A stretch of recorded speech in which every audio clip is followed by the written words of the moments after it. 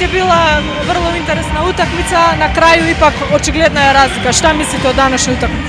Evo ja bi da prvo iskoristim priliku da pozdravim sve ove ljude što su došli, što su napunili halu i što su nam pomogli da osvojimo i tih posljednjih zadnjih 2 poena i završimo Ligu šampiona sa 6 pobjeda. Iskreno, iz sveg srca voljela bi da ova hala bude ovako puna jer je meni veliko zadovoljstvo da igram pred ovom publikom. Što se utakmice tiče, prvo poluvreme smo bili malo u grču, nije nas išao šut, dosta promašenih zicera, loše stvari u odbrani smo radili, posle poluvremena dogovorili smo se, promenili, vidjelo se na terenu, ušli smo mnogo ozbiljnije i hvala Bogu na kraju završili, uspeli da igramo svi, to je najvažnije, da svi damo go, ja sam presrećna, sad mala pauza i da nastavimo tako dalje. Vardar je jedina ekipa sa maksimum poena u grupnoj fazi.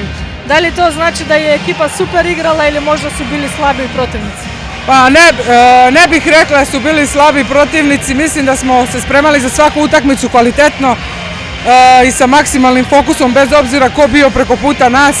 Tako da sve ove ekipe su ozbiljne i želele su da pobede. Što se tiče toga da imamo sve pobede jedini u Ligi šampiona, treba čvrsto da ostanemo na zemlji jer ne sme to da nas poljulja, treba da nastavimo ovako da radimo, da verujemo u ovaj sistem, u naše trenere i sigurno da će sve biti dobro ove godine.